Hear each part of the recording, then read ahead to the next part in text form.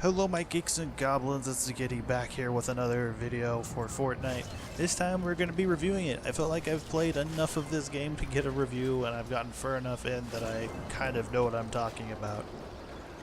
So without further ado, let's start with pros, because there's a lot of really fun things with this game. And I want people to get into the right mindset that I'm not going to be hating on this game just to hate on it. I actually really love this game. The shooting mechanics, it's mostly hit scan, with a few projectile-based weapons like missile launchers. Obviously, it's hard to hit scan something like that, but I feel it fits very well with the more cartoony aspect and feel of the game that they're trying to go for. The building system works really, really well. Very intuitive, very quick, easy to build, modular type of system. For example, walls are a 3x3 grid. You can edit that grid before or after placing to change it to, say, like a window or a door wall or even a half-high wall, things like that. Very quick, very easy, feels good, feels very, very solid. And the AI between the interactions of the enemy husks, as they're called, or zombies, whatever you feel is more appropriate, they interact with your structures in a very satisfying way. If you build a tunnel that's very easily the idea where they want to go through it, they will go through it as long as it's not overly complicated and there isn't a weaker spot in the wall. They will go through your tunnel. They don't detect traps. They don't see traps. For all they know, it's just a blank tunnel to them, and they will go straight through it. It's very easy to manipulate. And unfortunately, that's the end of our pros. It is very fun gameplay. When I'm in a mission, I actually have a ton of fun, but now let's get into the cons. The reasons that just let me sleep for like divert a player from deciding to play this game. The first thing I want to talk about is the progression system. It's very much, it's like they handcuffed themselves. It's very handicapped. Progression, rewards from your quests are very, very, what's the right word? Insubstantial to your actual ability to play, and it's because it dips into a lot of the gacha mechanics that they've implemented into the game. For those of you who are not aware, gacha is basically random loot crates, or whatever you want to call them. In this game they call them llamas, loot llamas, and you don't really have any control of what you're going to get inside. And the way they've done this in this game really handcuffs their own design. They have this game set up to have 4 different classes with subclasses and heroes to represent them that function very particular ways that require very different particular playstyles that are going to be determined by your weapon selection, which is also completely random. You can see where this is a little bit of a problem, is kind of counterintuitive in design. For example, if you want to play as a soldier, let's say you actually got a soldier that you really enjoy playing. They have all these wonderful and amazing perks for assault weapons, but you can't for the life of you get a good assault weapon. That kind of limits your ability to play the hero that you got, or vice versa. You get a really amazing weapon, but you just have these really bad heroes that are not meant for direct confrontation, so your weapon isn't really that good, you know? So it double dips a little bit too much with the RNG for me, and I think a lot of other people will agree on that one. There is no guaranteed form of progression towards a goal, and that is a big turnoff. Speaking of turnoff and rewards, the looting in-game starts off very fun, but quickly drops off. The way you get new weapons and gear schematics in order to replicate them as many times as you need, because your gear does have durability and there's no way to repair your gear, you just have to replace them every once in a while, is through the gacha system, the loot llamas. So when you're out in the world and you find a box and you get a weapon from it, odds are it's going to have very low durability and it's not even going to last the whole mission. So in earlier levels and experience, this is really fun when you get that new weapon, because you don't have a whole lot of choices to begin with, and its durability being low isn't as big a deal because you don't have to deal with as tough of enemies, so they die quicker. So your durability goes further. But when you get to the later levels, you get a weapon, say it's actually on par with the weapons you're using, or maybe even a little better, because it already starts off with like 33% durability opposed to like a brand new gun that has 100%. It's probably gonna break before the mission's done, and that's kind of sad and not worth it. So most of the time when you get to these loot boxes and you open them up, everything that isn't already a raw material usually ends up getting recycled to become raw materials, so you can actually use it for something you want.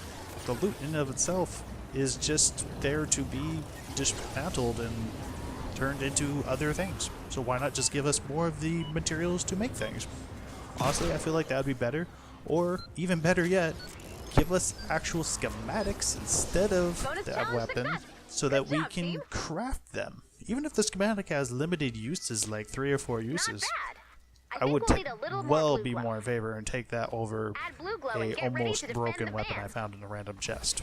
The only reason I would ever suggest looking for a chest in this game is a particular subquest to kill mimics, which disguise themselves as loot chests. That's the only time I would ever consider going after them, because they're just not that good. I'd rather spend my time gathering nuts and bolts, which is another resource that you use in this game to craft almost everything, than spend time looking for chests, because they're just not worth it. And granted, this game is in early access as of the time of this recording, and that might change. Hopefully it does. If it does, I probably will come back to the game. But the biggest problem here is that it's genuinely, even though it's free to play, it's a pay for power game.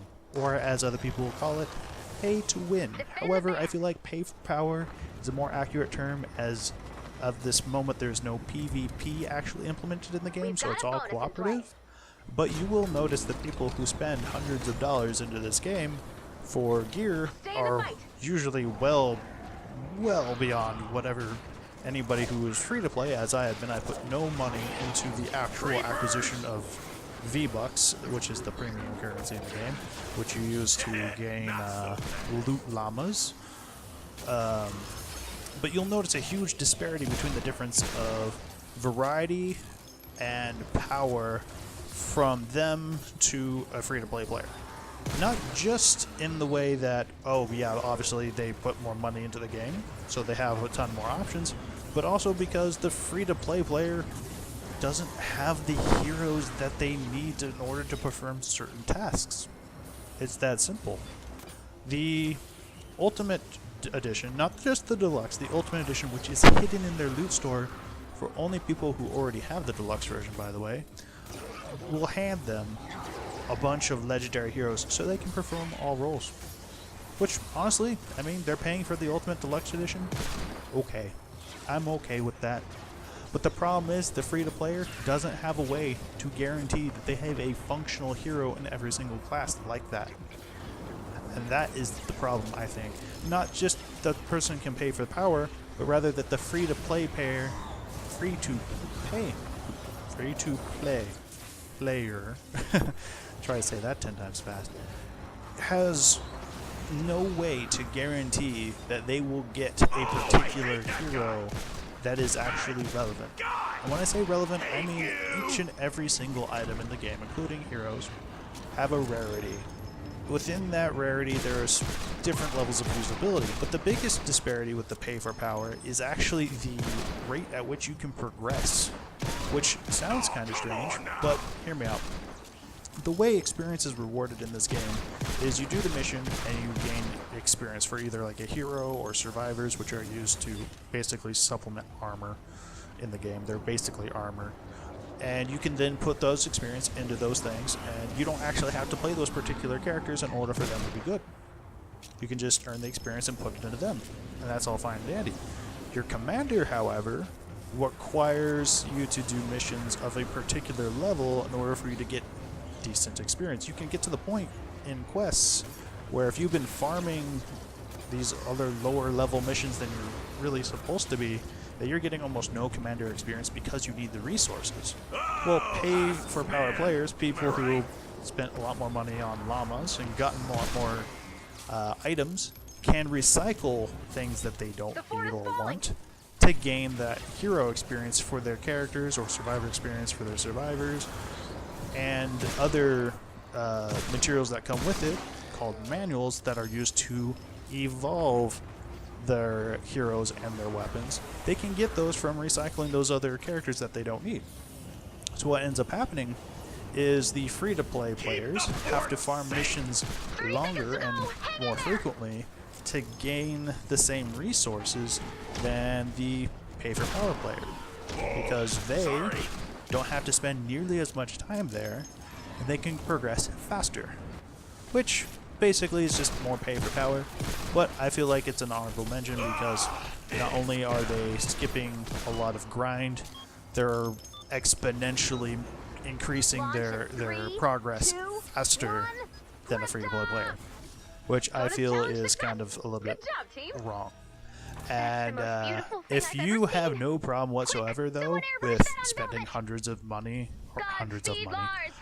dollars or whatever currency for the country you live in on a game, most of my cons are not an issue to you. It's a great game.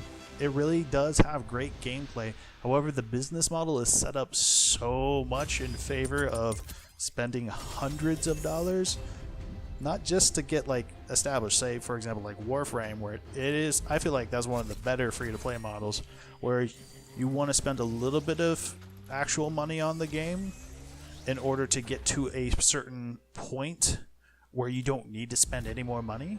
Whereas this game encourages you to constantly spend lots of money in order to progress. It's not asking for like $50, $60. They're asking for hundreds. And that is why I've decided to stop playing the game. If they change the progression system to less gacha, even if it was really slow, if it was a guaranteed way to get a particular item or increase rarity of those said items, I would keep playing this game. I'll come back to the game. But as of right now, I feel like it is set up so much against the actual players that I personally cannot recommend this to anyone. If this was informative in any way, shape, or form, leave a like, or maybe even better yet, a comment saying what you liked about it. And if you didn't like the video, you thought I was a super anti-pay-to-win, and maybe you like spending hundreds of dollars on video games, leave a dislike and tell me why in the comments as well. Comments.